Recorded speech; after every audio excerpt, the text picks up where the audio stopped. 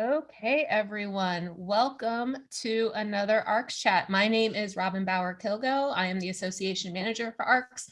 I'm just going to say a couple of quick things about some upcoming programming for ARCS and some tech things, and then hand them right over to our ARCS chat hosts.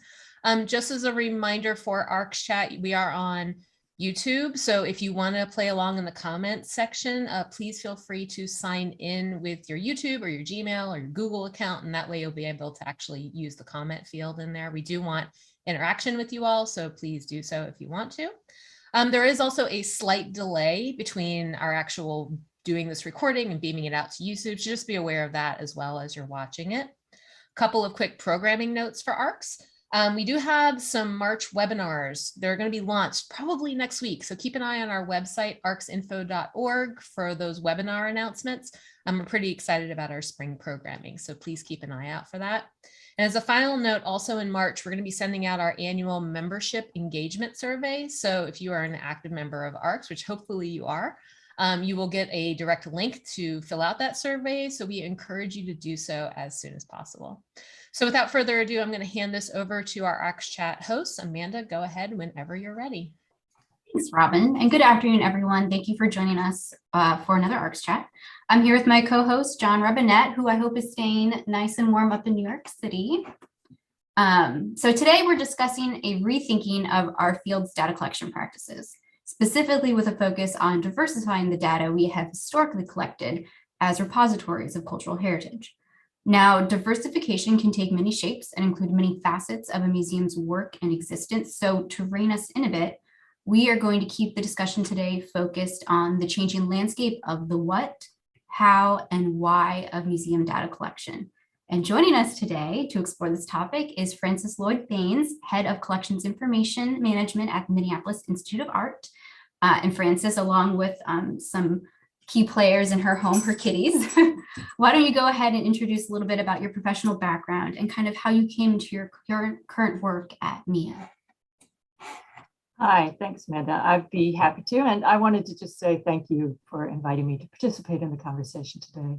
And before I get started, to begin by acknowledging that I work and live on the stolen ancestral and contemporary homelands of the Dakota, Anishinaabe, and Ho-Chunk nations. We don't have an official land acknowledgement at MIA at the moment, but we are working with the Council of Dakota community members to create a land acknowledgement process rather than a statement. And we're committed to having this be something that goes beyond a statement to something of action that we build with the council. So my background, I'm currently, as Amanda said, the head of collections information management at the Minneapolis Institute of Art. I have spent my career working in museums, starting from when I was at university. I've worked in small and large museums, spent the first part of my career really working with objects in collections management and curatorial roles, and did a bit of administrative work, which made me realize that I wasn't really interested in being a museum administrator. So I decided to go back and get a master's in art history, thinking that the curatorial direction was where I wanted to go.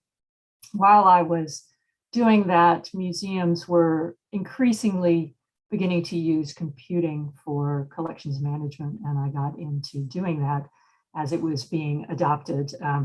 Soon after my master's, I moved to the UK, and that experience working with computers landed me my first job in the UK, which was as head of records at the Victoria and Albert Museum. I stayed there for 12 years and oversaw the collections information system, collections management procedures, and the central inventory. And that's really where my focus of working exclusively with collections information began. So I stopped working with objects and just was working with the collections from then. So when I came back to the US, I spent a year at the American Swedish Institute here in Minneapolis and worked with them to sort of kickstart their collections cataloging process, develop their collections management policy and various procedures. And I've been at MIA for 10 years now, and I oversee data standards and development and am a system administrator for our collections information system, TMS. I train users and essentially work to ensure that the data that we gather about the collections is fit for whatever purpose we have, whether that's collections management, sharing content to the web, or things we haven't even thought of yet. Excellent. Thanks for doing that. It's always nice to kind of hear how colleagues go through their journey and get to where they are today in their career. So as we kind of dive into the conversation today, it'd be good to give a little bit of context. And I think it'd be helpful to outline some of the more common positions that museums are finding themselves in when it comes to addressing the data collection practices today. And I was hoping you could speak a little bit about that. Yes, I'd be happy to. I mean, I think we find ourselves increasingly being called upon to be more transparent about our practices as museums. It's clearly recognized that museums are not as diverse and representative of our communities, particularly our local communities, that we don't have staff diversity, we don't have board level diversity, and that our artists and collections are not as diverse as they could be in many cases. So the calls for that transparency and increasing our diversity is coming from the public, from our funders, specifically asking us questions about our practices and who we employ and who we serve.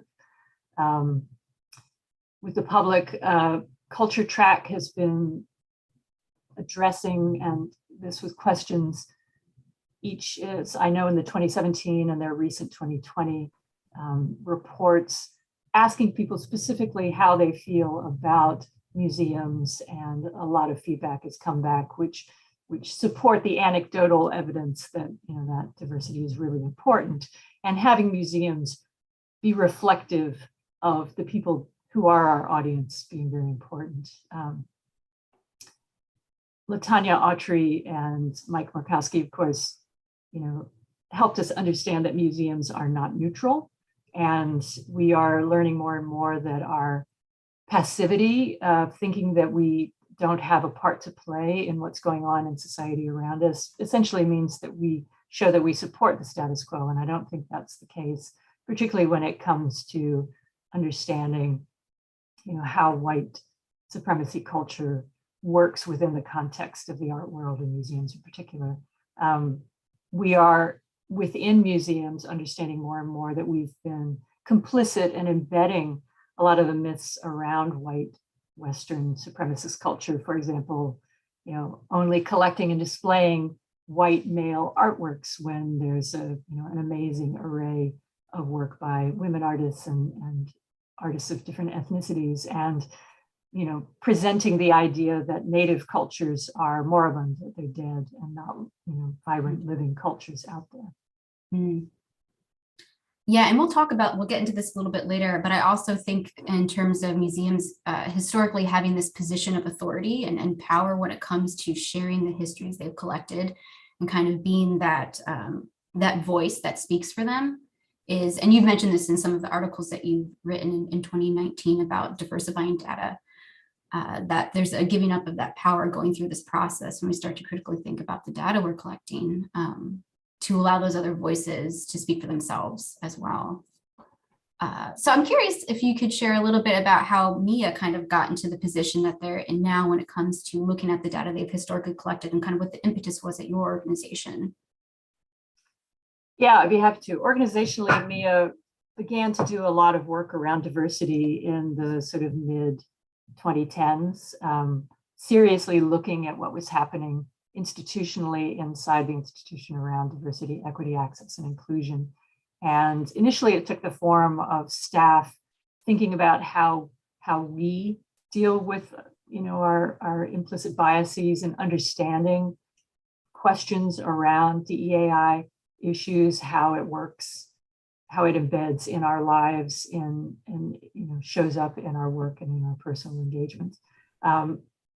The Guerrilla Girls came to MIA in late 2015 and 2016 and did an intervention highlighting the number of women represented in the permanent collection. At that time, we didn't have enough documentation to be able to say this is the total range of female artists in the collection, which was, we'd been capturing that information, but we didn't have enough information to say that it was complete. And so it showed up some real gaps in the way we were documenting, even the sort of gender binary that existed. And in the meantime, we were participating in things like mass action, the museums as a site for social action program, doing a lot of workshops, creating opportunities for staff, and seeing others in the community begin the process of really grappling with the collections focused thinking around, okay, well, how does this play out and show up in our collections documentation? So in 2016, I saw Terry Anderson and Emily Hoff from the Smithsonian National Museum of African American History and Culture give a presentation at the TMS Users Conference, Collective Imagination, called Building an Inclusive Database, Cataloging Race, Gender, Sexuality, and Other Identities. And that got the ball rolling, but thinking about how that would work in MIA, I wasn't really clear. So in 2018, I started a sort of grassroots working group within the museum, some of the staff that were really interested in exploring the idea of how do we document artist identity and how do we reflect diversity in the collections. We began the process thinking about, okay, well, we need to figure out why we're doing this. So defining that why became really important. And then the how and the what would sort of follow on with that. I was in a position to write the article that you mentioned in 2019. And based on that, a number of people from other museums that were also thinking about this came, and we had a lot of really great conversations going through all the issues that we were thinking about, and not always having a lot of answers, but definitely sharing that process.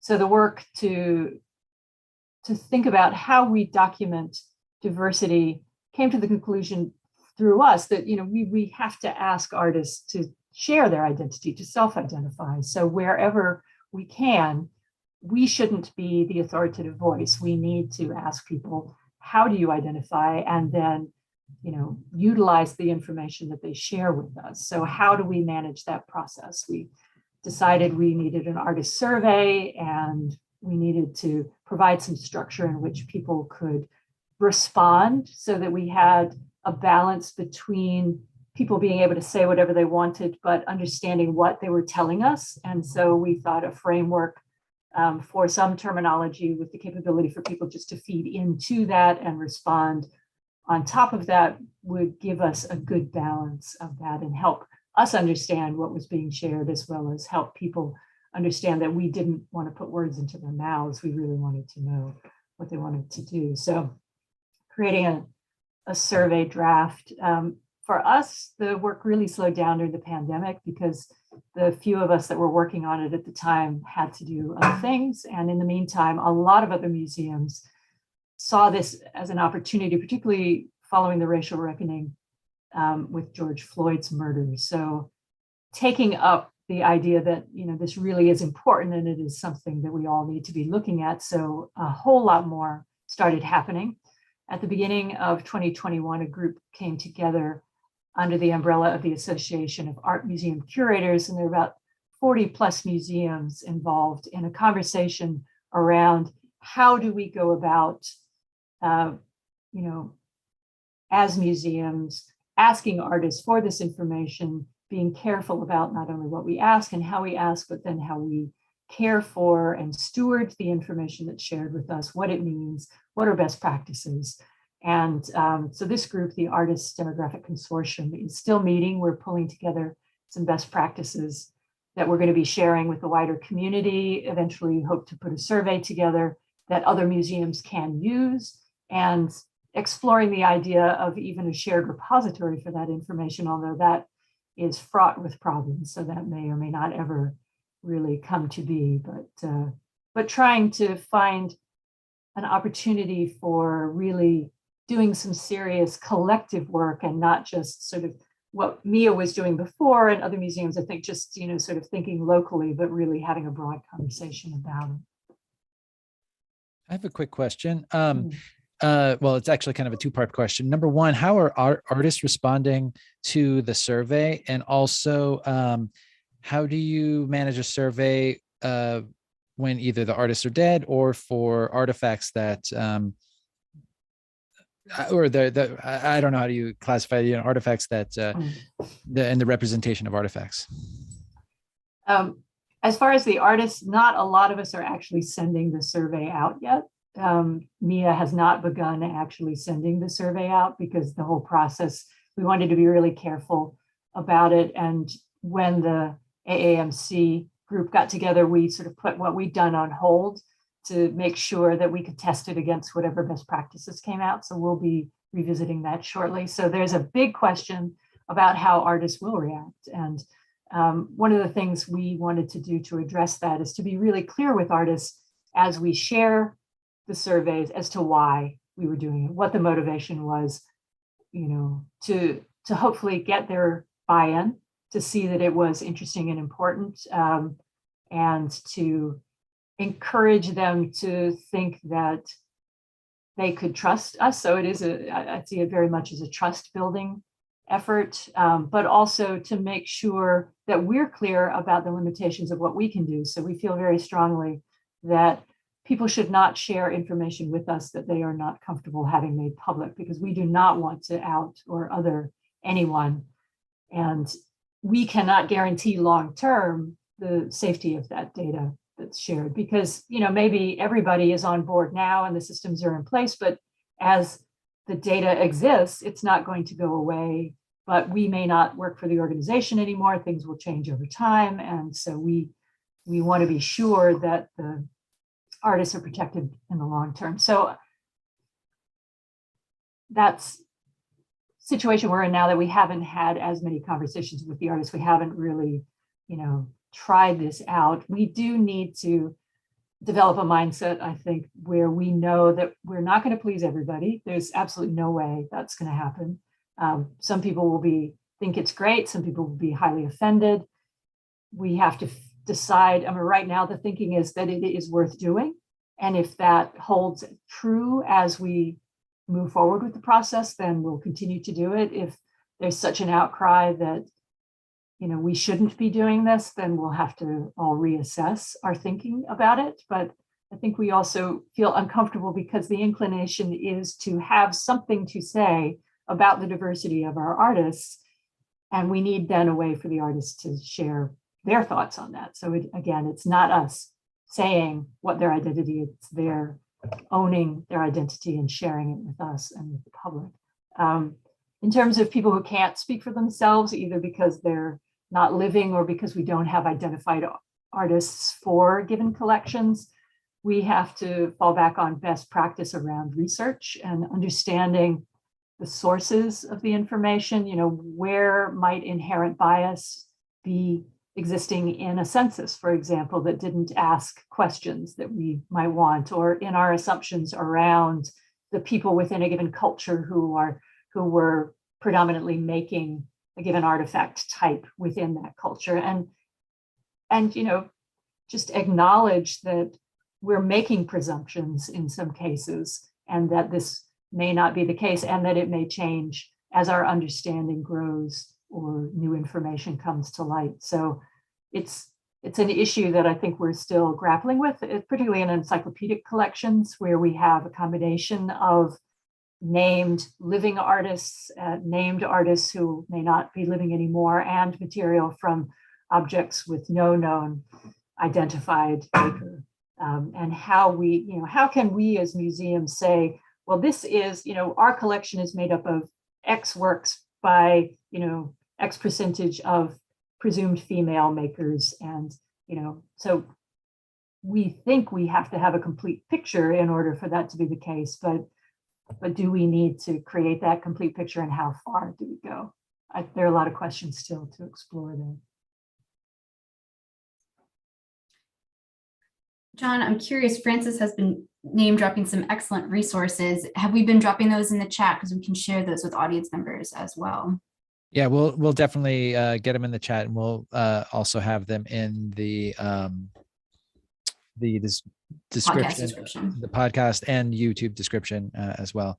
Let me get those up right now. Okay. And how is the chat going? Do you have any questions coming in just yet? Nothing yet. I think Frances is knocking it out of the park right now. So yeah.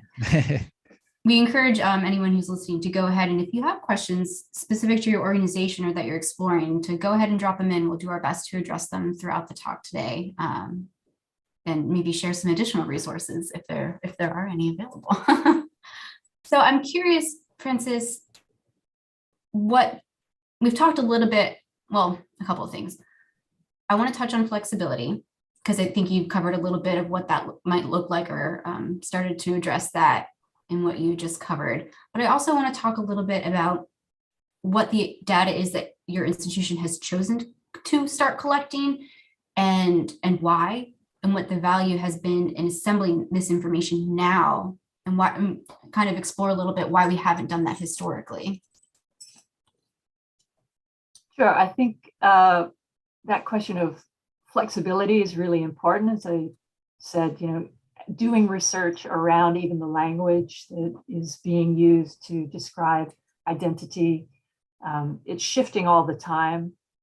We know from understanding, the diverse nature of humanity that our identities shift and change over time. So someone's identity will potentially be changing dramatically, and thinking that we can document it once and be done is not going to work when we are dealing with something as fluid, both as language and identity itself. So we need to have a mindset that is flexible to understand that that is the case, that it's not really a rigid definition that can be applied and then walk away from that application. We need to build in flexibility in our processes, in our thinking, in our systems, in our capability to record language as it changes. So that all needs to be considered as we are moving forward to put structures in place. So we need to be in a position, for example, to know that if we tie the information gathering to a new acquisition, then we have to think, well, okay, well, if we don't acquire anything more recent, over years pass and we haven't acquired another thing from that artist, what's happened in the meantime? Do we need to know? Do we need to revisit that information? And do we go back to them?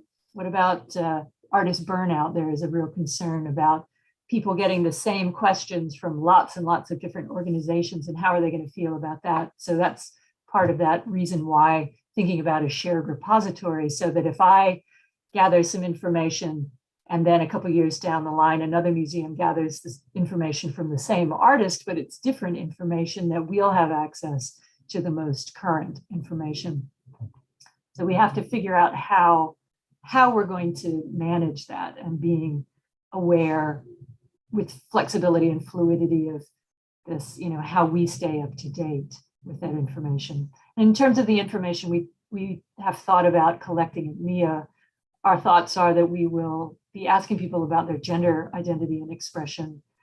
And while we are ask them about their pronouns, so that we are sure that we are referring to them in our conversations and in anything that we write about them using their preferred pronouns.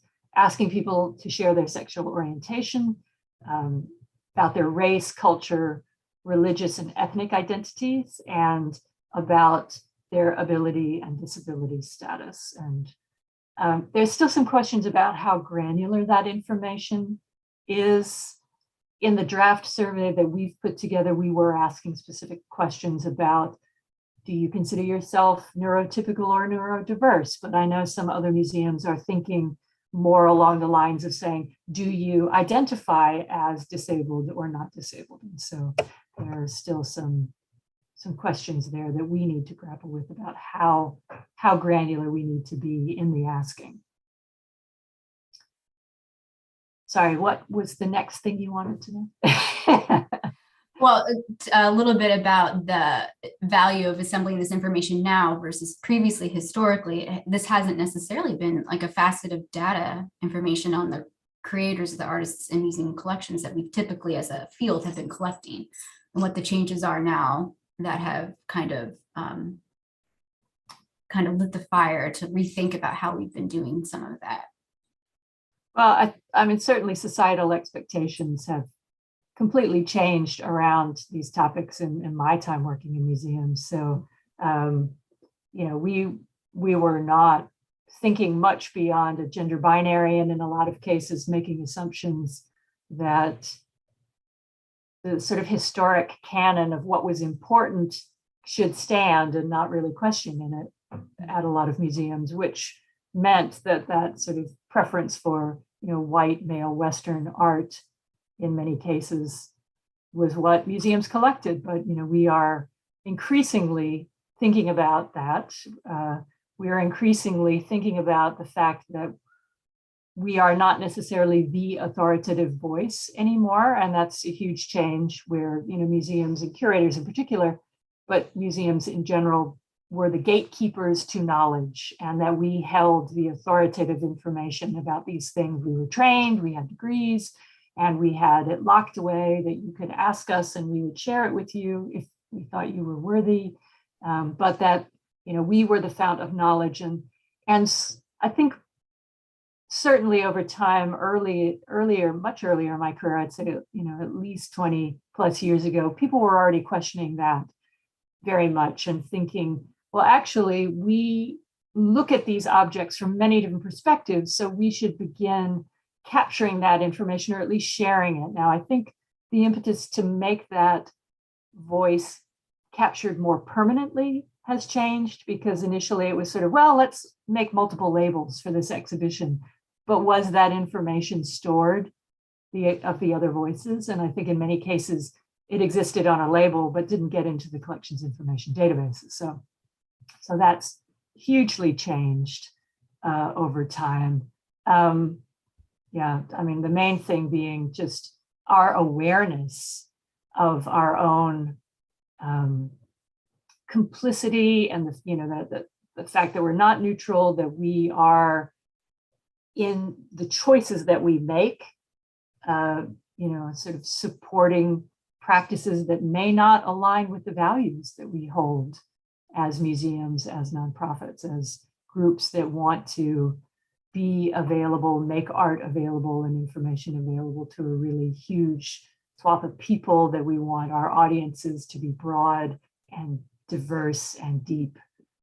So I think that that's all in play, and publicly being called out for our behaviors and our practices has a real galvanizing effect.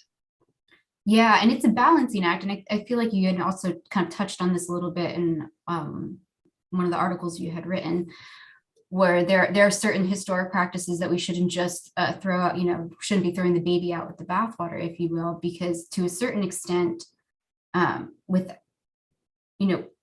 museums or institutions where only this information may exist, only these objects may live, cultures may not exist anymore. And so there's almost like this protective quality, like an institution is the only voice this culture may have, because this is the only place these things live, and this is the place where scholars are that can share this information. But at the same extent, recognizing with that there's a history of bias that's been ingrained into the organization itself and into our culture as well, when we look at museums and the collections and how they've been treated and how they've been cared for. And I'd be interested to talk a little bit about the ethics of the information we are collecting, because I know you had said it's really, there's a lot of conversations that have to happen. It's a bit of a balancing act, and one that has to happen with a lot of compassion for this very private information that we're hoping to capture about artists and creators themselves. Yeah, I think certainly what we ask and how we ask it are very important, and absolutely what we do with that information. And one of the concerns we had thinking about what we ask for and then sharing it, we didn't want to just be gathering information so that we could say to our board and our funders, look at us, we're doing this diversity, but then not actually share that information. So we didn't want it just to bolster our opinions of ourselves and pat ourselves on the back. So that's really always for Mia in particular been important, that this is an effort to share information and to make it public and to have it be a way that we can be accountable for what we're doing. But as you say, we're asking some people some very sensitive information, asking them to share about their sexual orientation. They very well may not feel comfortable with doing that. And I think that's one of the things we will find out more as we actually are sending out surveys and asking people to give us their feedback. And both Mia and the wider group of colleagues that are participating in the AAMC consortium are pretty unanimous about the idea that, people need to be able to opt out anytime they choose. They should not be required to fill something in, that we need to facilitate the process of gathering the information in a way that makes them feel comfortable that they can supply terminology, their own language, that they can say no, that they can feed back to us about what works and doesn't work about the process, that they have a measure of control, not only of the information, but then how we can improve our asking of the information in the future. So, yeah, I found that really interesting. I wonder how it will inform the ethics of collecting as we move forward. And I say that because I know recently my institution was considering an acquisition, and we actually chose not to acquire it because it was made at a point in time in the artist's life where they had been suffering from dementia, and their mental capabilities had changed. And there was no good way, no ethical way for us to contextualize this piece in the artist's overall work. And, there was also a relationship with the family and the estate of the artist that we wanted to be respectful of. So as we start to collect information about creators and kind of open those paths and those conversations, I'm curious how that will inform how we collect. Maybe it would have allowed our institution to acquire the work because we would have been able to share information that the artist was comfortable with or the family was comfortable with about this particular person at that point in their life and their creative process, because we couldn't ethically do it otherwise. I'm curious to see how that will shape the future. Yeah, I think that also plays up the importance of the source of the information. So one of the things that we see is very important throughout all of the information gathering is that we know where the information is coming from. So documenting whether it's directly from the artist, self-identified, whether it's someone answering for the artist, because often it could be for a living artist, a gallery, or an agent who gets the form and sends it back on their behalf. In the situation you were mentioning, if it's a family member or for somebody non-living, the estate, or in the situation where someone doesn't have an estate or is long past, then knowing that the source information is secondhand, potentially rather than firsthand. It's all very important to understanding that how, I don't know how authoritative the information is, I guess would be the right word. I think it's certainly a question that's coming up in the conversations at the AAMC group too, about sharing of the information and a quantitative approach to the information sharing versus a more qualitative contextualization. And so the group is largely coming down on the side of saying, well, okay, we're going to gather this information, but we don't feel good about assigning the information to the person by name. That if we want to be able to say and share, we have X number of people who identify as as African American within the collection, then we're going to have it as an aggregate figure and not say it right next to people's names. But that conflicts with some of the practices that we already have. So for example, at MIA, we already, for Black History Month, for example, have a presentation on our website which says, are you interested in African American artists? Here's a list of African American artists, and here is a selection of their artworks, and something similar for essentially every one of the different months. So, Native American Heritage Month, and LGBTQ Pride Month, and Women's History Month, et cetera. So we are already doing that. So the question for us, do we stop doing that in the future? How do we manage that process? Do we ensure that the contextualized information is there? And that is a huge resource burden. The Victoria and Albert Museum right now has a really good approach to their LGBTQ plus objects. And they have a group that is considering very carefully how to identify those works and what it means as far as presenting the works to the public online with information that suggests there's some association, either that the artist identifies as LGBTQ plus, or the work deals with themes around that issue, or has some meaning in that context of the community. But again, that works best when there's contextualized information, but there's not enough resource to create that writing, the language that will contextualize everything. So how do we, moving forward, manage that process? It is an ethical issue, I think, but not one that I have an answer for. Oh, sure. I understand that. Can't solve all the problems today, although I wish we could. So John said that there's been some activity in the chat. Do you want to share with us, John, what questions are being asked? Yeah, so we have two very good questions that I'll ask you individually. So first, from Martina Caruso. Hi, Martina, how's it going?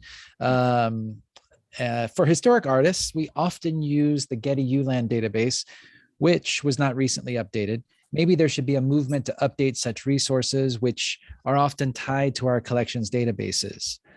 What's your response to that, Frances? ULAN's a really interesting case, because the Getty does not actually research any of the data that goes into ULAN. It is all sourced from the community, and it's all based on whatever citations, published citations, can be provided as the resource. So what you are using, which is, we're considering, I think almost all of us consider ULAN authoritative, is not strictly authoritative data. It's like Wikipedia. It's better than Wikipedia, but it's very similar in that regard. Yeah. So, and Wikidata, same.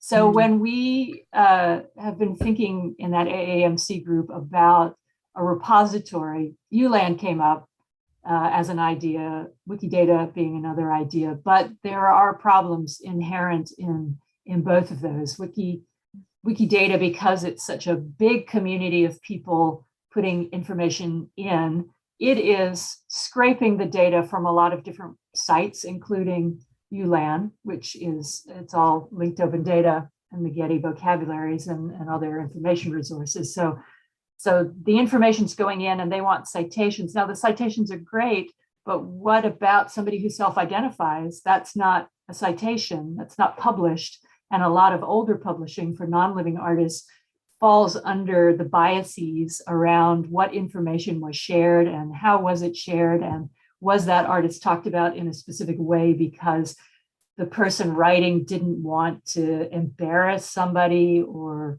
address something that was not appropriate societally at the time that the work was written. So many issues around publications being the resource.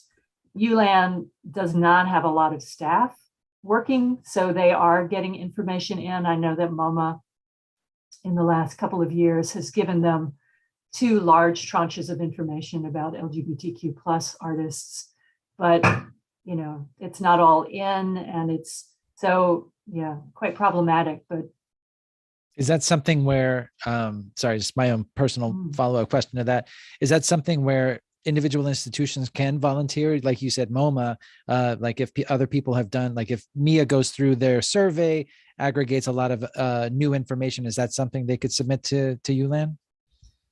According to the current rules, we would have to back it up with published citations. Yeah. So we would have to figure out a way to either meet that standard that they have built into their rules, because originally this was sort of built on research and library work, and libraries being the sources of a lot of the information that was submitted. Yeah. Or we'd have to get ULAN to change their rules, and then we'd have to be able to be in a position to back up by some other means the authoritative nature of our data. Yeah. All right. Second question from Alana Embry. How's it going, Alana? Sorry, I just know happen to know these people on here. Are you exploring the possibility of implementing existing data dictionaries like Homosaurus and terms that are developed by or with Indigenous communities like traditional knowledge labels? Absolutely. And when I was doing the research for Mia around the terminologies, I definitely looked at Homosaurus. But Homosaurus, the last time I looked at it, which I think at the moment was a few months ago, it is not really structured in a way that is particularly helpful for what we're trying to ask at the moment. So maybe it could be developed in that direction, but I don't think right now it is a tool that could be used out of the box for us. Can you give a brief description of what Homosaurus is? I'm not familiar with it personally. Maybe others aren't as well. I think we should probably take a moment and look at their website and see what they say about themselves rather than me saying it about them. All right. No problem. We'll put it in the chat. Anyway, continue your response. Okay. Sorry. So we were talking about Homosaurus and what else? And terms that are developed or with Indigenous communities like traditional knowledge labels. Yeah, no, I absolutely think that's important. What we are doing at MIA, we have a separate culture authority that we developed a few years ago, and our preference is to always use the language and the native names that people use for themselves. We set up our culture, it's a taxonomy basically, just so that we could keep track of the Western assigned name equivalents, so that we would have a capability to allow people who only knew the Western names to find the information, but that as far as publishing that information, it should be, what the individuals want to see. We have some way to go. That question of what we do with the information that was given to us, we need to figure out how we're going to present it. We need to understand our own expectations as far as what we're willing to publish, because certainly MIA has a standard approach to, for example, how we do a display biography. So we usually do the nationality and we do the life dates for an individual. We are more and more including culture as well, but generally we fall back on the nationality as the primary, and then the culture in parentheses, and then the life dates. But what about people who choose not to be known by their official, citizenship, but want to be known by their culture? Are we happy to put the culture primarily and either, to sort of put the nationality second or drop it all together? And what about people who have a different ethnicity to the predominant white ethnicity and want to say, for example, we have an artist who has asked over the years to be identified as African-American rather than American, and we have not to date allowed our labels to indicate that ethnicity, but maybe we need to be thinking about that. So it's a question of, asking people to share the information with us, but then organizationally, being clear about what we're going to do with that information and how much we cede control over that in sort of situations where we like to have a nice sort of template that we use, but not everything's going to fit necessarily into the template. And what happens when people tell us something that we might think is incorrect simply because they want to play with the fact that we're asking?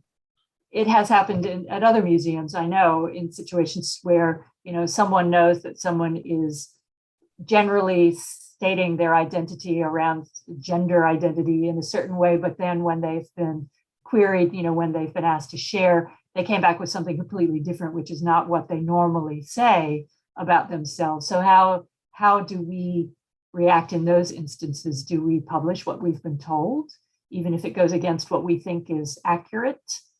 And I put that in air quotes, accurate. So a lot of questions.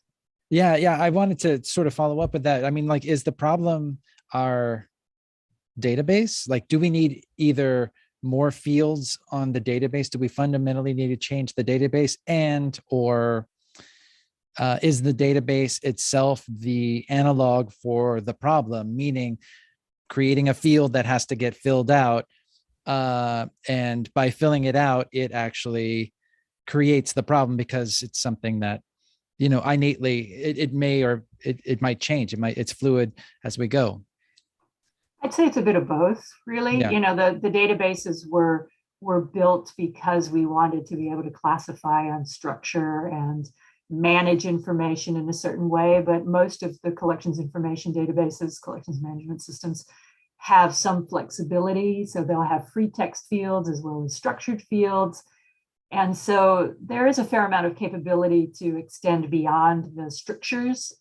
We do need better ways to manage the associated information. So we use TMS at MIA. And so I am very familiar with how we can structure that information within TMS, being able to identify terms, link to authorities, identify uncertainty that is not necessarily embedded in the terms, identify the sources and the dates and the changes of the information over time. And some of those are easy in the structure of the system, and some of them we are going to have to sort of use fields that we can set up, or user assigned fields, flex fields, attributes fields, if you're a TMS user. So it is a combination of the two. But yeah, I think we will see more flexibility in the way the systems are structured as we need to do more and more of this work. I do think one way that we are let down by the systems is when we do want to record those multiple voices. The systems are set up so that there is essentially a single authoritative view on what is true about a given object in a system. But what about these multiple voices coming in? How do we manage that and show simultaneously that there are a variety of ways of thinking about objects, about individuals? And so there's probably some way forward that we can be more flexible about that within the systems, but they're quite rigid in that regard, because it's a worldview that is embedded very much in the systems. I mean, what you're describing is this whole everything that you've said is about a process, right? Adding transparency, creating dialogue with artists, with members of these different stakeholder groups and representations, and it sort of suggests that we have to think of the database as a process as opposed to a product, right? We think of once it's in the database, it's like this thing. We can make reports, we can spit them out, but none of us really. I mean, I just had this idea when you're speaking that it is a process. It's not a product, right? Absolutely. So, and it's not something that will ever be finished, because research is ongoing, and the way people understand things changes over time, and new information will come to light, or new ways of considering something that we looked at one way 20 years ago, we may be considering from a completely different angle right now, and the body of information will grow. So that's absolutely the case. They are very much processes and things that, even when we think we've got a detailed record that's complete, it isn't really complete. Well, and I think it's good for especially our field to be reminded about that. This is a living entity. Language changes. We talked a little bit about that yesterday. And it's an ever-evolving process. And oftentimes as keepers of information and data and cataloging, we want it to fit into this nice little square things like this is done. We've moved this process over. We've completed this. But it's wise, I think, to think about, to always have that mindset, well, this may expand, this may develop, this may change, and to keep ourselves flexible to move along with it. And I think some of the challenges that you've been talking about today, Frances, we're working within systems that are have historically been structured. And I think about Elon a lot, because I relied on that heavily in my previous position. A lot of what our museum had collected were works by self-taught artists, previously called folk art, but really self-taught. And if Elon is being sourced by information that's already out there, and I can't expect necessarily to be finding these artists in that space as my authoritative, like, this is where I'm getting my information from my database, to control it and to maintain it, to maintain that intellectual management. It's hard to do when these artists are not necessarily talked about in any way outside of that. So it's interesting when you said that it's kind of sourced in. I'm like, well, we're running up against the walls of things that have historically been in place, and we're trying to find ways to work outside of that and around that, but also to incorporate parts of it that are still important that we maintain for our field and for our standards of best practice. So it's interesting, and it's kind of a nice way. We've talked about some of the challenges. I was wondering if you could delve a little bit into some of the positives that have come out of this process and some of the achievements that have been made. Well, I think just the process of thinking about it is so important to know that, we've done things in a very structured way in the past that may have limited what we recorded and what we knew, and our capability to understand our artists, our collections, and ourselves, and the way we work, the way we collect, the way we exhibit. And so that learning opportunity has been great and much needed. Being in a position to help the organization, my museum, re-examine its collecting practices. So the more information we keep, the more we can know how we're doing, what we're doing. I think it's important moving forward to be able to help people, we've mentioned this before, to see themselves, excuse me, in our collection, to be able to know that they are reflected. I think that's come up a lot in thinking about the portrayal of different ethnicities in society, how people haven't seen themselves on television, children have not seen themselves well represented in children's books, and positive reflections on people. And it's so important that we provide this part of the picture to fill in gaps, because I think all of us that work in museums feel art is such an important aspect of the world that we are so committed to sharing, that we need to make it communicate as much of the positives as we can. And that's certainly a very positive thing, but we need to also use this as an opportunity to step outside the boxes that we have constructed for ourselves, to enable us to recognize the opportunities that exist, and then to really build on those opportunities. Yeah, and I think a bit like in terms of institutional mission and what your organizations are setting out to do, especially as we look towards the future, that re-examining not only what we're collecting, but the information around it is a really important step, and maybe not always a very evident one. It's easy to see, like, this is what we have in the collection by these people or these artists or these cultures, and here's what we don't, right? Here's where we want to grow that or look and research that. But the information we keep is just as important, if not more so, because it informs so much of what we do, the research we put out, the information we share, and how that gets disseminated to the public we serve. Before I ask my final question, John, is there any more questions coming through the chat that we want to make sure we get to? No, it's just some commentary. Someone had asked, but they came in late. We've kind of been dancing around this idea of like how to address fluid ways of identifying themselves. So that is the question, right? And you've kind of been addressing that in many ways, that it is a process, an ongoing thing. Then Alana had followed up and was thankful for the response, and was wondering about the actual application of some of the data terms, recognizing that it gets complex quickly. She was the one that asked about the what was the term she used? The traditional knowledge labels. So, and then, yeah, go ahead. I was just wondering, I'm not clear on what she is thinking about as far as the application of the terms. So. Well, maybe she can respond. That'd be great.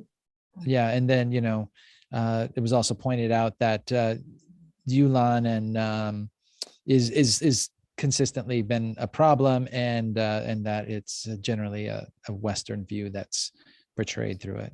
So Yeah, I mean, certainly you can see that who's in Yulan, as you were saying, Amanda, the self-taught artists, there are many artists of other ethnicities that are not represented at all. Well, and then like the preferred terms that are used, I often felt like between a rock and a hard place, because the artist is, the preferred term is American, but I know the artist is African American, but I don't know how they want to be identified.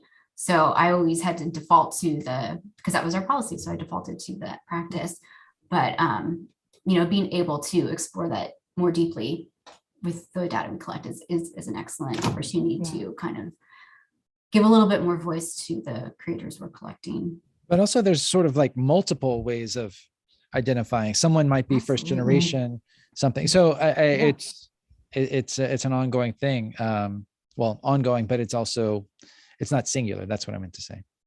Absolutely. Intersectionality is totally important. And so giving people the opportunity to, one of the things, as I was mentioning with the survey, giving people the opportunity to say, well, all right, what's missing? What do you want us to know too that we haven't asked you about is important. So if someone sees that is, something that they feel is important about who they are, that they want to share with us, then we need to, take that in and embrace that sharing, and then, use that to extend our own understanding of what identity means, and then how we might want to record it. So.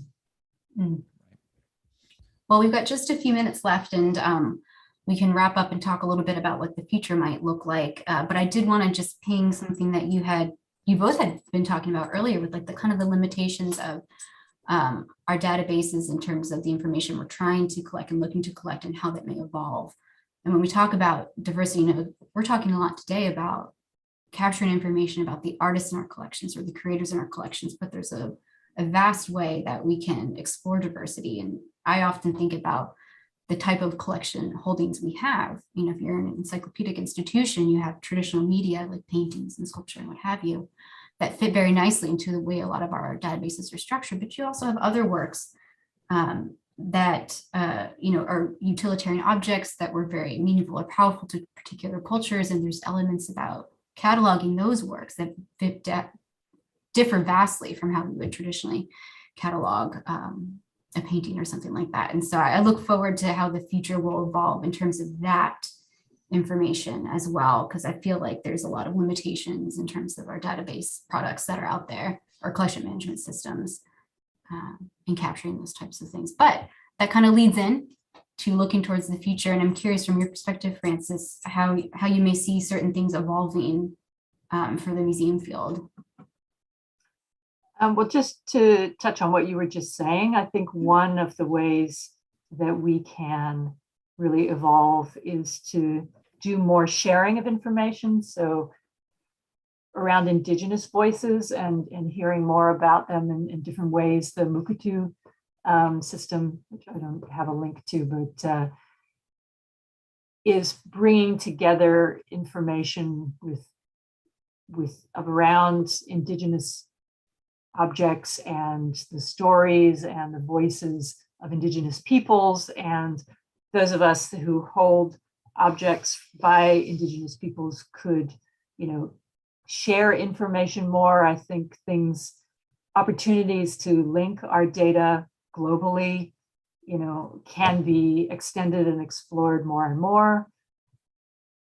Once information is out there, people rarely want to step back from it. So I think it's likely that instead of deciding that we'll capture less information, we're just going to find ways to capture more and more information about identity and ways to understand and link, and that people will expect more from us as a result, expectations around what people can do and know just grow over time. I think there's going to be continued scrutiny, and museums will be required to have ongoing and increasing transparency about the way we work.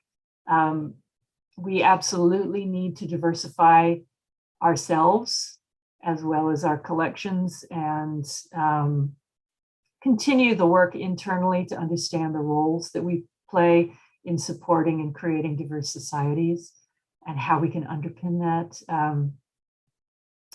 I think we will be able to influence the systems providers and the people who design our websites to give us capabilities to have more flexibility, to bring more voices in on an equal level, not to have the authoritative museum voice and then here's what somebody else who is not trained and therefore less important thinks, but really seeing the different viewpoints and being able to share them and being able to preserve those viewpoints over time, I think is quite important. And, for those of us who oversee collections databases, if it's not in the database, and my experience certainly is that, if it's on the website, that's great. But if the content doesn't make it into the database, then it doesn't stay connected to the information around the objects going forward, because we know we're going to use this source of information, the collections database, as an ongoing